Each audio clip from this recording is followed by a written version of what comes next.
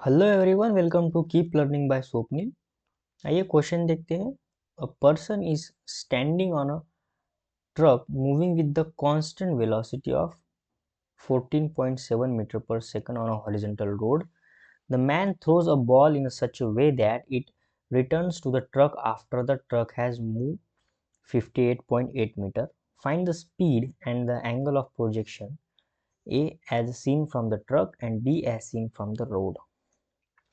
आइए इसे डायग्राम से समझेंगे। सबसे पहले मान लेते हैं हमारा एक बड़ा सा ट्रक है, ठीक है। इस ट्रक पर क्या है, हम बैठे हैं यहाँ पे, एंजॉय कर रहे हैं जर्नी को। और हमने एक बॉल को या फिर एक गेंद को ऊपर की तरफ फेंका है, जिसकी वेलोसिटी मान लेते हैं कितनी है, क्वेश्चन में गिवन है यू, जो कि 14.7 मीटर पर सेकंड। तो ये ऊपर जाएगा और ऐसे नीचे आएगा। ऐसा किसे दिखेगा? जो ट्रक पे बैठा है उसे ऐसा दिखेगा। पर अगर मैं ग्राउंड से अगर इसे देखूं, ठीक है, सो ग्राउंड से मुझे क्या दिखेगा? ग्राउंड से मुझे ऐसा दिखेगा कि ये ट्रक यहाँ तक चला है, ठीक है।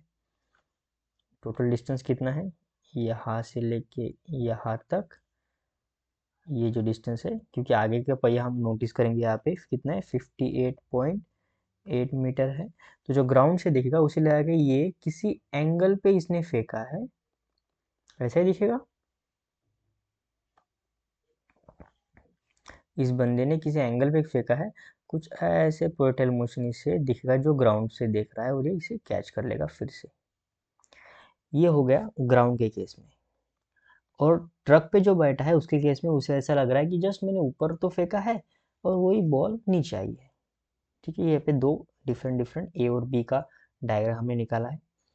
अब हम ए को सॉल्व करेंगे, यानी ऐसा समझेंगे कि हम खुद ट्रक पे बैठे हैं, तब क्या सिनेरियो है वो देखेंगे। तो जो टाइम ऑफ फ्लाइट होता है ना, ठीक है, यहाँ पे इसके इस केस में टाइम ऑफ फ्लाइट क्या होगा, यहाँ पर हम ट्रक की बात करें कि ट्रक यहाँ से लेके यहाँ तक गया है कंप्लीट, उसकी कुछ वेलोसिटी है, ठीक है। ट्रक की वेलोसिटी गिवन है, ना कि हमें बॉल की वेलोसिटी ऊपर की तरफ, ठीक है। तो ये जो है, ये हमें ट्रक की वेलोसिटी गिवन है। क्वेश्चन एक बार पढ़ लेते हैं। हाँ जी हाँ, बिल्कुल, ट्रक की वेलोसिटी कौन सी वेलोसिटी दी है, यू। सो हो जाएगा 14.7 मीटर पर सेकंड। तो ट्रक इस कांस्टेंट वेलोसिटी से जा रहा है और इतना डिस्टेंस उसने ट्रैवल किया है, और उसी डिस्टेंस के ड्यूरिंग ये बॉल को इसने ऊपर फेंका और फिर नीचे आया और इसे कैच कर दिया। तो बॉल को ऊपर जाना और नीचे आने में जितना टाइम लग रहा है, उतना ही टाइम इस ट्रक को यहाँ से लेके यहाँ तक जाने में लग रहा है। तो मैं इसे कैपिटल टी मान लेता हूँ, और यूनिफॉर्म एक्सेलरेशन होने के कारण, एक कांस्टेंट वेलोसिटी होने के कारण एक्सेलरेशन तो जीरो होगा। इसका मतलब डिस्टेंस अपॉन वेलोसिटी अगर मैं कर दूँ तो मुझे टाइम पता चल जाएगा। डिस्टेंस कितना है ट्रक का, 58.8, और यहाँ पे वेलोसिटी कितनी है, 14.7। तो सॉल्व करने के बाद जो टाइम मिल रहा है मुझे ट्रक को यहाँ इनिशियल पोजीशन से यहाँ तक जाने में, वो टाइम मिल रहा है 4 सेकंड। और ये जो 4 सेकंड होगा, ये टाइम किसका है, ये ट्रक का तो है ही, यहाँ से लेके यहाँ तक जाने के लिए, एज वेल एज ये बॉल को ऊपर जाके फिर से नीचे आने में ही इतना ही टाइम लग रहा है। यानी इसे मैं टाइम ऑफ फ्लाइट भी कह सकता हूँ, टाइम ऑफ फ्लाइट। अब टाइम ऑफ फ्लाइट क्या होता है, time of flight 2 times T होता है। अब स्मॉल टी क्या है, यहाँ से लेके यहाँ तक ऊपर जाने के लिए टाइम हम टी कहते हैं, और उतना ही टाइम टाइम लगता है फिर जहाँ पे हॉरिजॉन्टल वर्टिकल वेलोसिटी जीरो हो जाती है, वहाँ से फिर से नीचे आने में जो टाइम लगता है वो टी होता है। जाने में जितना टाइम लगता है, वहाँ से नीचे आने में भी उतना ही टाइम लगता है। तो यहाँ से मैं टी निकाल सकता हूँ, जहाँ पे वर्टिकल वेलोसिटी जीरो हो जाएगी, वो हो जाएगी टी/2, यानी 4/2। सो टी आ जाएगा 2 सेकंड। स्मॉल टी यानी जहाँ पे वर्टिकल वेलोसिटी जीरो होती है, यहाँ पे वर्टिकल वेलोसिटी जीरो होती है, इसलिए मैंने वो टाइम फाइंड किया। क्यों टाइम फाइंड किया करना पड़ा हमें, क्योंकि हमें इनिशियल वेलोसिटी चाहिए इस बॉल की, जो मैं उसे फेंक रहा हूँ। तो by kinematics first equation, v equals to u plus a t अगर मैं लगाऊँ, ठीक है, उस गेंद के लिए, तो final velocity zero y axis में इज इक्वल्स टू, क्योंकि हम तो खुद ट्रक पे बैठे हैं, हमारे लिए कोई प्रोपेल्ड मोशन नहीं हो रहा है, हमारे लिए सिर्फ अपवर्ड एंड डाउनवर्ड मोशन हो रहा है, क्योंकि हम ट्रक को फ्रेम ऑफ रेफरेंस मान रहे हैं। ठीक है, सो यू एक्सलेशन आ जाएगा माइनस डाउनवर्ड 9.8 और टाइम कितना लग रहा है 2 सेकंड ऊपर जाने के लिए, तो यहाँ से यू आ जाएगा 19.6 मीटर पर सेकंड। ये हो गई उसकी वेलोसिटी यू ऊपर की तरफ फेंकने की। तो वेलोसिटी पता चल चुकी है, स्पीड पता चल चुकी है, और उसका डायरेक्शन क्या होगा, वर्टिकली अपवर्ड,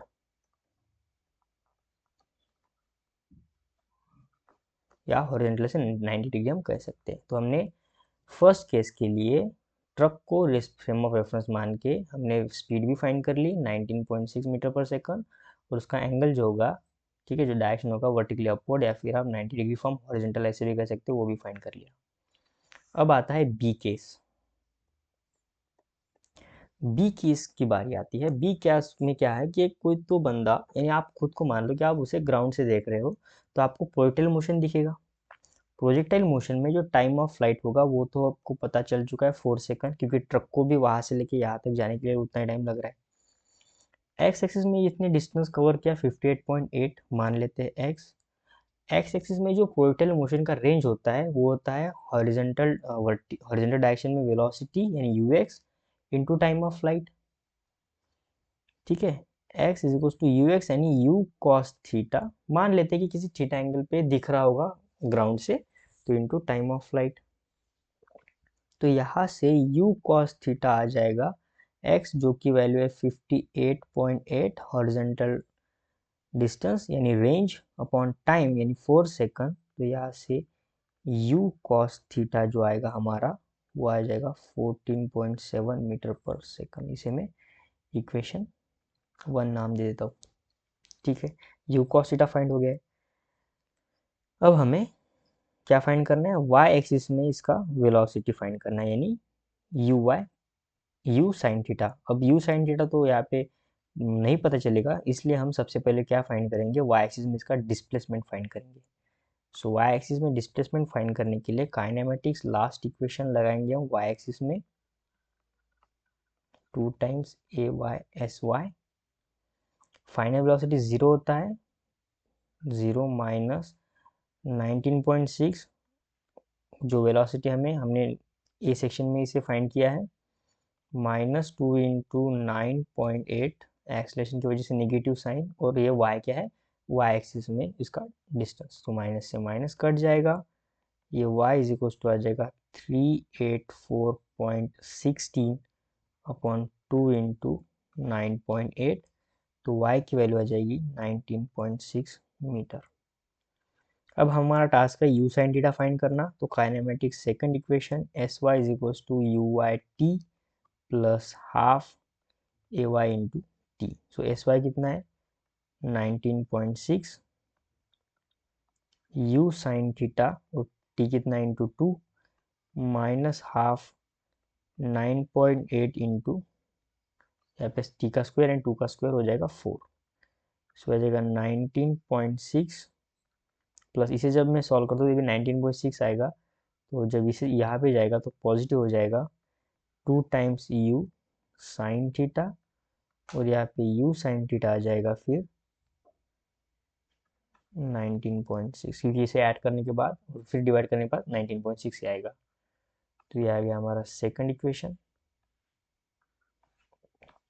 हमारा मेन टास्क था एंगल फाइंड करना, कितने एंगल पे वो प्रोजेक्टाइल मोशन हो रहा है, और यू की वैल्यू फाइंड करना।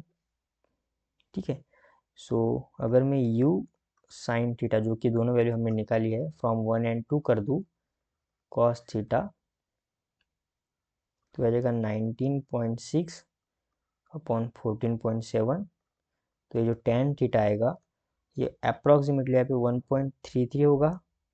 ठीक है, यानी थीटा इज इक्वल टू हो जाएगा टेन इनवर्स 1.33। तो थीटा यहाँ पे अगर मैं 1.33 की वैल्यू फाइंड करूँ तो होता है 53 डिग्री। ठीक है, एक स्टैंडर्ड एंगल है, हमें फाइंड करना है यू, तो मैं u cos theta is equal to 14.7 यहाँ पे वैल्यू पुट कर देता हूँ, तो cos theta 53 is equal to 14.7, 53 होना यानी 3/5, क्योंकि एक स्टैंडर्ड एंगल है हमें पता है। तो u इज इक्वल टू आ जाएगा 14.7 इंटू 5/3। सो यहाँ से u इज इक्वल टू आ जाएगा 24.5 मीटर पर सेकंड। तो ग्राउंड से जो देखेगा उसे एंगल 53 पे नजर आएगा, प्रोजेक्टाइल मोशन हो रहा है, और उसकी वेलोसिटी जो होगी उसे देखेगी 24.5। सो आई होप आपको वीडियो सोल्यूशन अच्छा लगा होगा। वीडियो सोल्यूशन अगर अच्छा लगा है तो चैनल को सब्सक्राइब कर दीजिए, वीडियो को लाइक कर दीजिए। मिलते हैं नेक्स्ट वीडियो सोल्यूशन में।